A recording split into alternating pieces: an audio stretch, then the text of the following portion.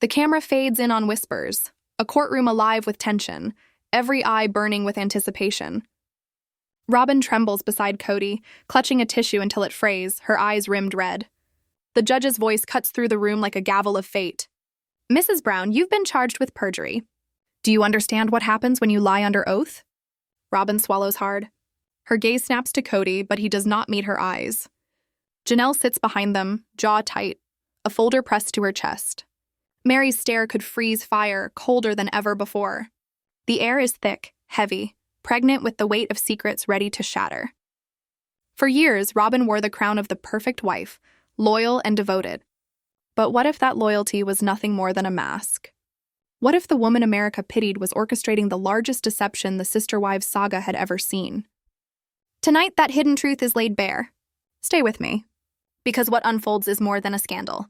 It will redefine everything we thought we knew about Kody, Robyn, and the empire built on lies. Whose truth will prevail, Robyn's tears or Meri's evidence? The courtroom buzzes like electricity. Seats are packed. Perfume, sweat, and anticipation mingle in the heavy air. Cameras flash, capturing every flicker of emotion, every micro-expression that could ignite chaos. At the center is Robyn Brown, shaking, hands wrapped around a shredded tissue. Mascara streaks down her cheeks, lips ashen. Kody sits beside her, stone-faced, jaw clenched like granite, eyes fixed on the judge. "Mrs. Brown, you've been accused of perjury. Do you comprehend the seriousness of that?" The judge booms. Robyn glances at Kody, still no response. Janelle and Meri sit at the prosecution table, silent but unyielding, their eyes speaking decades of unspoken truth. The narrator's voice hums low, steady, like the first rumble of a storm. For more than a decade, America saw them as one big, unusual family, messy, chaotic, yet whole. But beneath the smiles, beneath the Sunday lunches, a lie festered. A lie born in love, grown in deception. Camera closes in on Robyn's trembling lips. I didn't mean to. I just wanted to save my family," she whispers, voice cracking under the weight of years of concealment. Silence answers her. Heavy, unforgiving. Sometimes silence isn't mercy, it's judgment waiting to descend. The story peels back layers of opulence and illusion. A mansion once described as a family home, now revealed in legal documents to be something else entirely. Money moved. Names vanished. And Meri, the quiet observer, found the missing piece. The prosecutor steps forward, file in hand. "Mrs. Brown, can you explain why this deed lists you as sole owner and why it was transferred just 2 weeks after Mr. Brown's company went insolvent?" Robyn blinks rapidly, eyes wide. That's not what it looks like," she murmurs. But everyone in the room knows exactly what it looks like. Kody exhales sharply but says nothing. Knuckles white, hands clasped so tight they might snap. Janelle's gaze drills into him, recalling every time he dismissed her fears as paranoia. The narrator softens, almost empathetic. Janelle didn't crave revenge. She craved answers. And answers, when sought too fiercely, become threats. Paper shuffles. Meri rises, slow, deliberate. A single envelope in hand, cream-colored, aged, sealed with a faint gold sticker. The room leans in. Even the judge braces. Meri's voice is steady, razor-sharp. "Your Honor, with permission, I submit additional evidence." The bailiff passes the envelope. Robyn's breath catches. She knows before it is opened. The judge slides out the papers. A property transfer document bearing both Robyn's and Kody's signatures. Dated 1 week before Kody's bankruptcy filing. The courtroom erupts. Murmurs explode like thunder. The judge bangs his gavel. "Order! Order!" But truth cannot be silenced. The narrator's voice sharpens, full of tension and pity. That single envelope, that single sheet of paper codified betrayal. The house America saw as a symbol of love and family, built on deceit. Robyn confronts Kody, tears streaming. "You said it was legal." Kody finally looks at her. Not with protection, not with love, but hard, cold, unyielding. "You signed it, Robyn," gasps Echo. Even Janelle winces. For the first time, Robyn realizes she is alone. The narrator drops to a whisper. The wife who thought she was saving the family just saved herself. The prosecutor seizes the moment. "Mrs. Brown, did you falsify financial records for Brown Holdings?" Robyn hesitates, glances at Kody, pleading. I didn't know what I was signing," she whispers. Tears fall like shards of glass. Silence. The courtroom waits. The narrator steps in, cinematic. But she knew. They all knew. Every signature, every transfer, every late-night call. One person had the courage to expose it. Meri's hand trembles, anger, heartbreak, clarity. She meets Janelle's gaze. No rivalry now, only resolve. The judge reads the papers, tension stretched to a breaking point. Secrets can linger for years, pretending to be peace, the narrator intones. But truth bites its way out, whatever the cost. The judge looks up. Mrs. Brown, tell the truth. This paper contradicts your affidavit under oath. Robyn's lip quivers. Please. I was doing it for my husband. I didn't want our children to lose everything. Janelle exhales sharply, fury and anguish mingling. You already made us lose everything. The courtroom hangs in suspended shock. Camera pans to Meri, silent, eyes intense, glassy yet fierce. The narrator closes, soft yet commanding. For years, Meri was the quiet one, the one who endured, the one who watched her place in the family vanish. But that quiet became power. And tonight, power finally spoke. And tonight, power finally spoke. Patience, and patience became her weapon. The judge's gavel booms again, slicing through the courtroom like distant thunder. A brief recess is declared, but the tension doesn't fade. People rise, whispering in hushed tones, chairs scraping, heels clicking against marble floors. Robyn slumps into her seat, shoulders shaking, tears falling silently. Each sob swallowed, each breath ragged with fear and anticipation. Kody rises without a word, impassive, leaving a trail of quiet menace in his wake. The narrator's voice hovers in the room's heavy air, low and deliberate. Sometimes the storm isn't in the courtroom. Sometimes it brews in the silent space between two people who once vowed they would never lie to each other. Camera holds on Meri as she slides back into her seat, a faint, almost melancholic smile curling her lips. The session may have paused, but the real reckoning, the one born from years of lies, has only just begun. The first truth has been spoken, but like a falling domino, the rest are poised to collapse. Flashback, 6 months earlier. The Arizona estate gleamed under the scorching desert sun, a vast fortress of wealth and secrecy.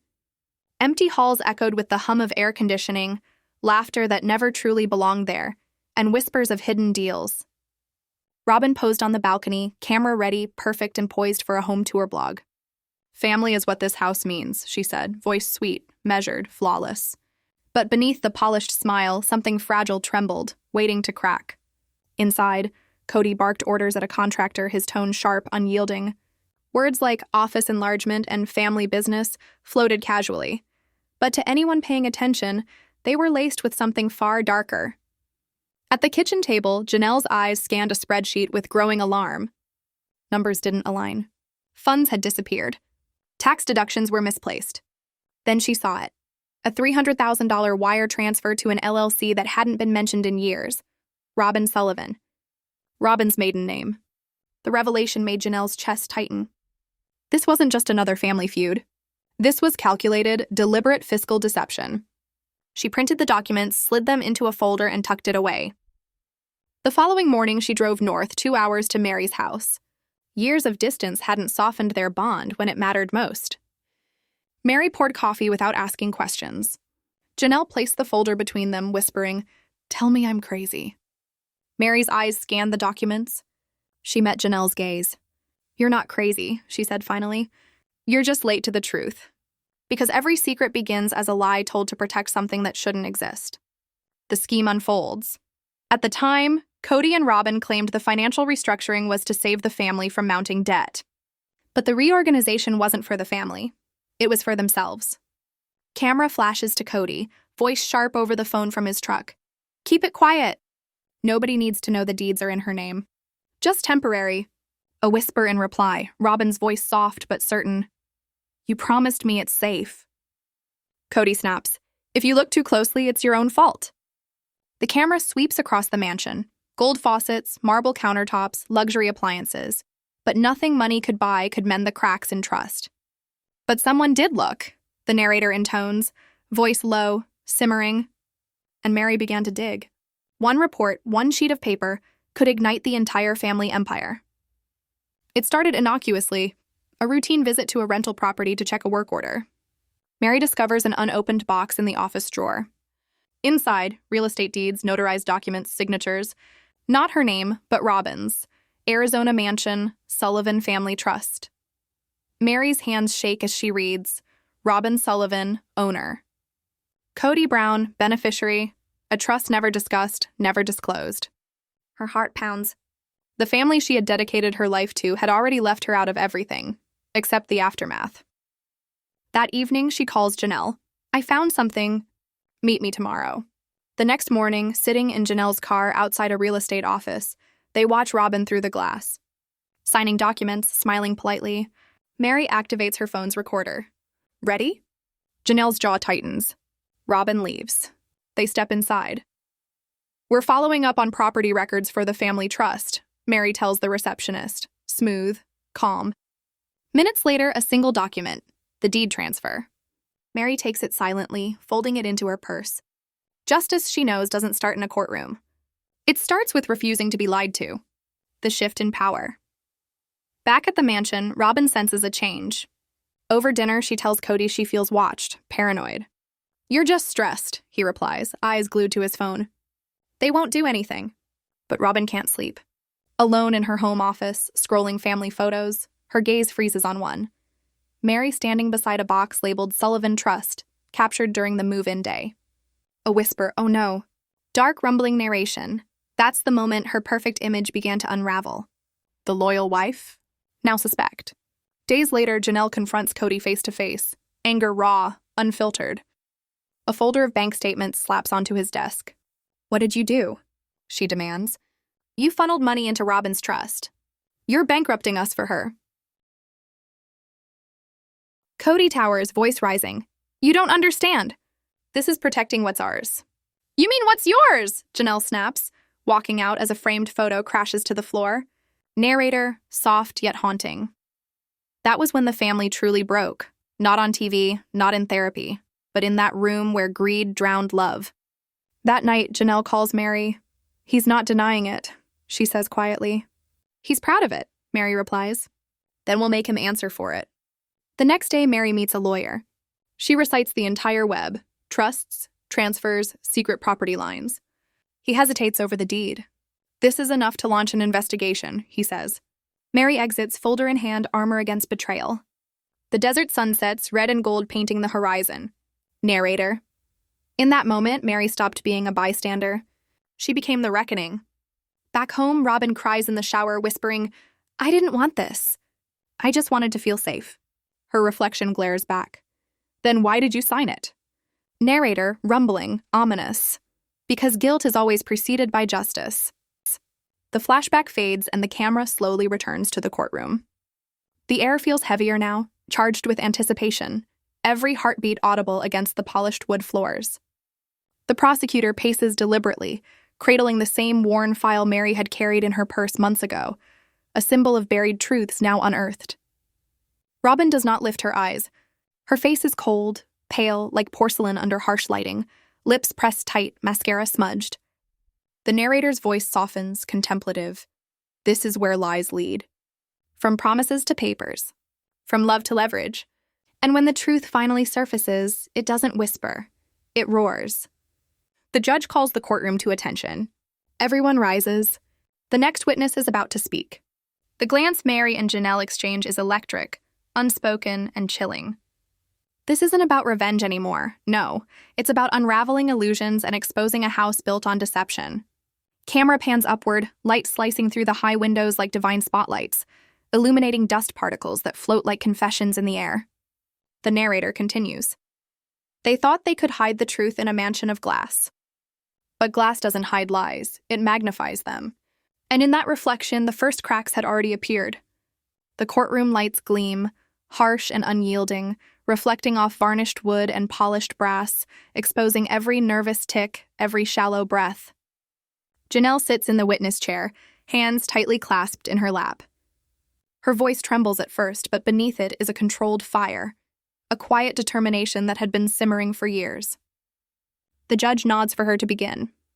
Mrs. Brown, the prosecutor starts softly, can you tell the court what led you to doubt the family's finances? Janelle inhales sharply, casting a fleeting glance at Kody. His eyes are blank, cold, unblinking, and defiant.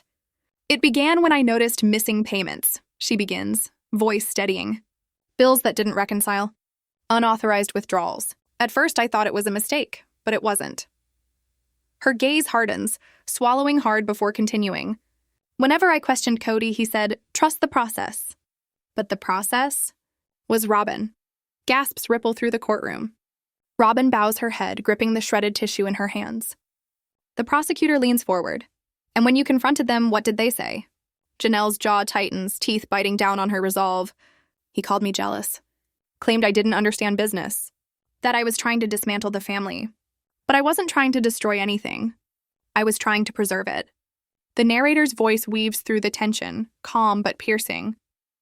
For 4 years, Janelle had been the rational one, the mediator, the steady hand. But when reason meets duplicity, a fracture forms. And sometimes that fracture cannot be ignored.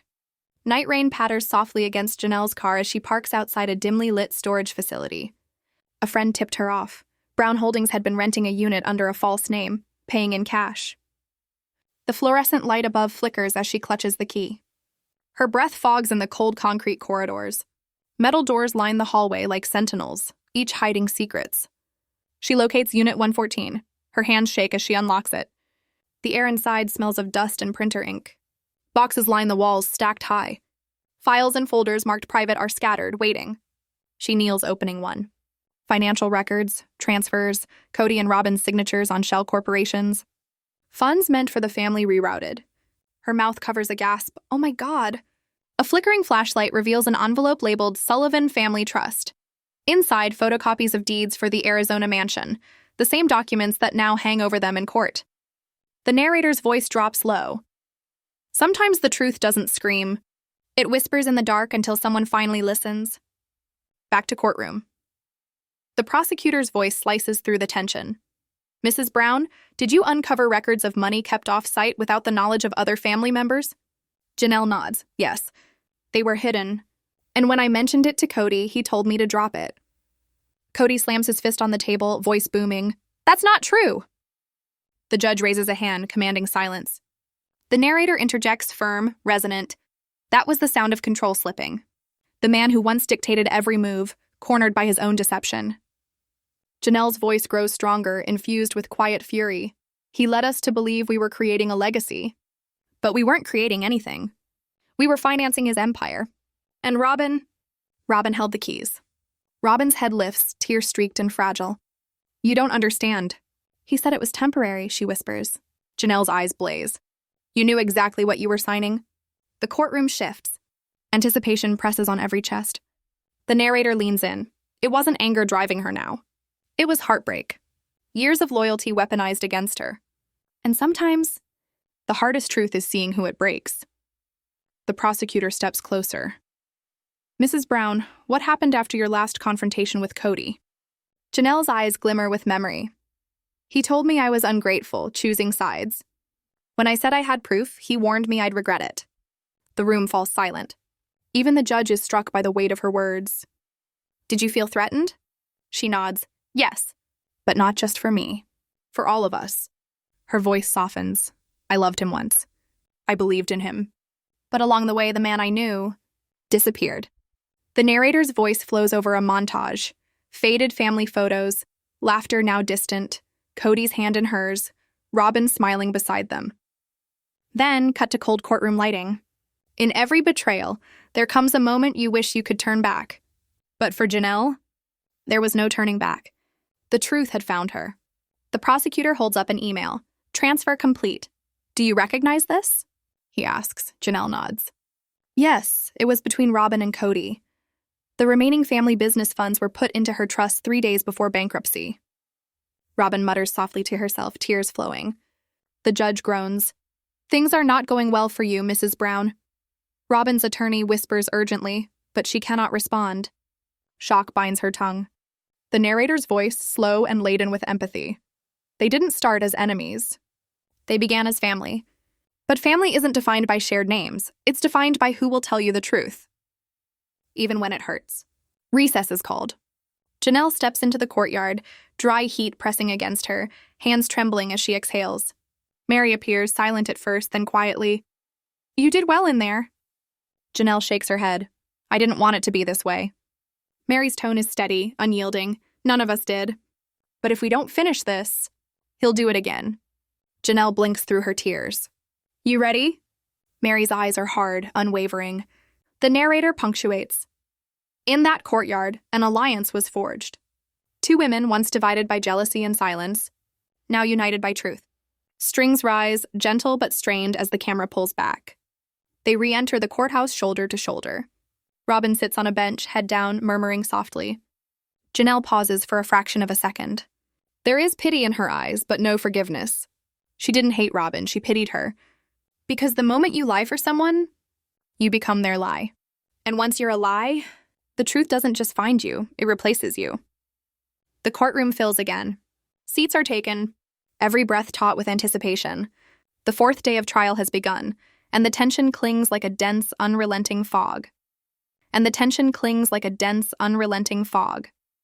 Meri Brown, serene, poised, and almost ethereal in her composure, steps toward the witness stand.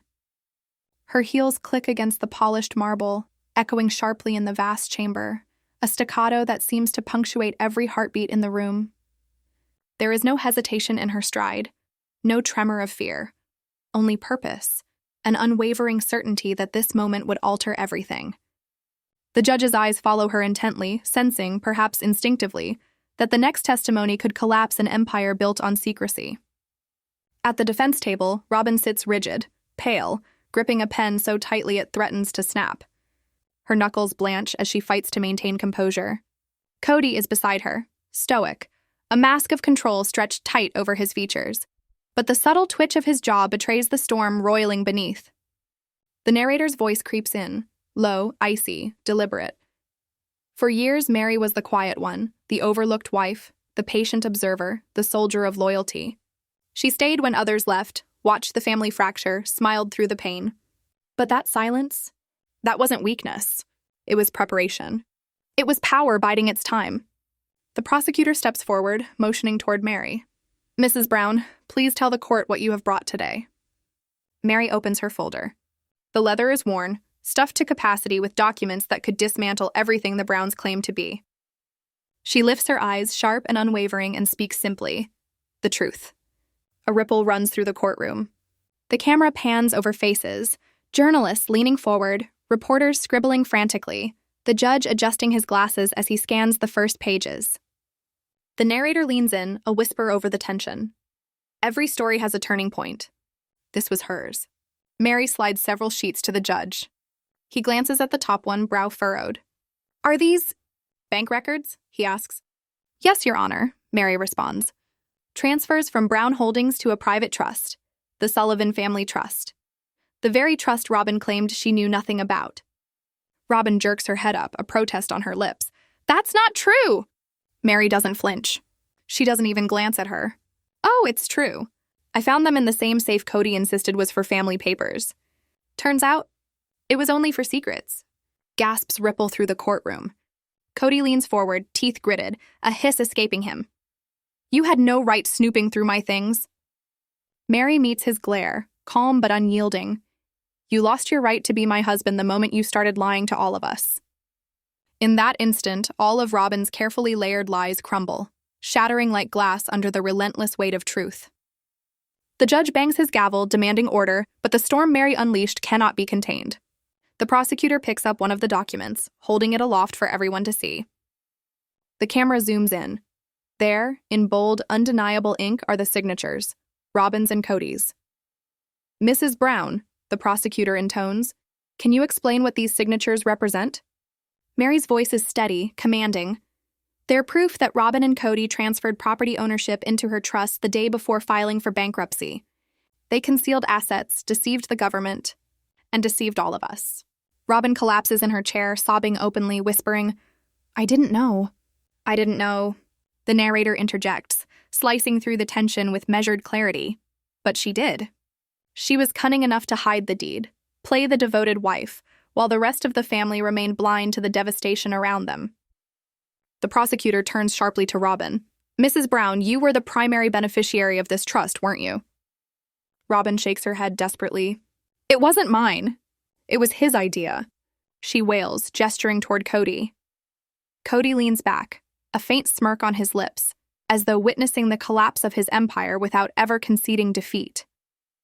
The narrator's voice lowers, heavy and intimate. There it was, the moment betrayal met arrogance, and together they began to self-destruct. Meri continues, unwavering, "I didn't want to bring this here, but you left me no choice. You forced me to watch everything I cherished become a tool for your deception." She points directly at Kody and Robyn. "You tore our family apart for a house you couldn't even afford." The prosecutor slides another document forward. Meri reads it, nodding, then gestures to the screen. An email sent from Robyn to Kody. "Read that," the prosecutor commands. He clears his throat and reads aloud. "He can't know. The mansion must remain in my name until it's over." The room erupts. Pens scratch frantically. Cameras flash. Kody's face flushes red with rage. Robyn buries her face in her hands, crying harder. The judge pounds his gavel again, shouting for order. The narrator's voice rises over the chaos. This wasn't just about money. Not just pride. It was love masquerading as betrayal. And Meri had just stripped away the mask. The prosecutor smiles faintly at Meri. "How did you discover all of this?" Meri inhales deeply, glancing at Janelle seated in the gallery. "I didn't do it alone," she whispers. "We traced the trail.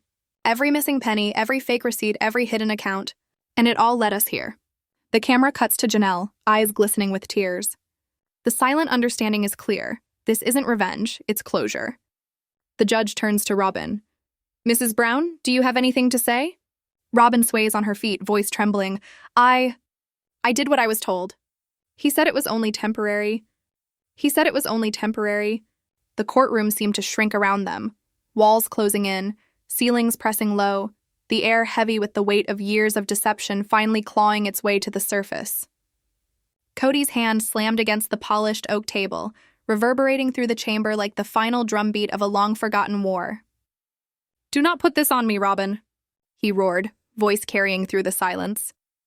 "You wanted the mansion. You wanted control." Robyn's voice trembled, brittle and thin. "I wanted you to love me," she whispered, a fragile thread of hope winding through her words. Her admission hung in the air, quivering like glass ready to shatter. The room fell cold, sharp silence slicing through the tension. The judge's gaze was unyielding, stone-set. "That is enough," he declared, voice steady, commanding the storm to pause. And just like that, the facade fractured. The couple who had once crafted their lives around appearances, who had built a world on promises whispered into empty corners and smiles traded for compliance, now faced the reflection of what they had become. Lieutenants of lies, architects of betrayal, prisoners of their own duplicity. The courtroom felt smaller, tighter, claustrophobic, as if the air itself mourned the innocence lost. Robyn slumped into her chair, tears streaking her pale face, her hands trembling as they rested limply in her lap. Kody, rigid and statuesque, stared forward, eyes vacant, as if witnessing his own empire collapse from a distance, detached yet painfully aware. Meri, serene yet burdened, tucked the folder of evidence under her arm, hands shaking, but her face revealed no triumph, only the muted sorrow of someone forced to wield justice. "I didn't want it to end this way," she whispered to the judge, voice barely carrying across the room. "But someone had to put an end to it." The judge nodded solemnly, acknowledgement passing silently between them. As Meri returned to her seat, the narrator's voice cut through the tension. Soft yet resonant, reflective, drawing the audience into the intimate gravity of the moment. For years, she had been invisible, dismissed as bitterness, overlooked in the wake of others' chaos. But here in this courtroom, Meri Brown became something larger than life. She became a symbol, a beacon of truth in a family built on deception. And beside her, Janelle, years of silent suffering and careful observation etched into her posture, sat as an equal, their hands brushing in a fleeting, wordless pact. Justice, they knew, begins not in vengeance, but in courage. The judge called for recess, but the room did not immediately stir. The air was electric, charged with whispers and unspoken recognition. Observers discussed perjury, fraud, betrayal, soft murmurs that seemed to echo louder than any gavel. Kody rose slowly, smoothing his jacket with meticulous precision, attempting to reclaim dominance in a courtroom that had slipped from his grasp. He leaned toward Robyn, voice low but venomous. "You tainted this," he growled. Robyn blinked through tears, voice barely audible. "No, Kody, you did." For a moment, his mask of authority cracked. Something raw and trembling glittered behind his eyes. Fear. The narrator's tone dropped, resonant and deliberate. Truth doesn't ask for permission. It waits, it watches. It demands only that someone be brave enough to speak it aloud. Meri and Janelle exited the courtroom side by side, their strides measured, heads high. The hall was a paradox, heavier with the gravity of what had been revealed, yet lighter with the catharsis of truth finally told. Reporters surged forward, cameras flashing, but neither woman faltered. Behind the glass, Robyn appeared diminutive, surrounded by the remnants of secrets she could no longer hide. The narrator's voice lingered, mournful, meditative. It took years of silence, pain, and betrayal to reach this moment. Justice is not revenge. It is truth. And once truth steps onto the stage, there is no turning back. Sometimes the strongest thing one can do is not to fight the storm. It is to become it. Day 5, the final hearing. The trial had escalated from whispers of financial mismanagement to a full reckoning. Kody's once commanding presence sagged, the fluorescent lighting flattening his golden hair, highlighting fatigue etched into his face. Robyn, tear-streaked and raw, sat beside him, red-rimmed eyes reflecting the courtroom lights like shattered glass. Across the aisle, Meri and Janelle sat united, their bond forged through years of betrayal, sustained by a singular mission, truth. The judge's robe streamed around him like a shadow of inevitability. "This court is now in session," he declared, his voice firm but weary, aware the end was near.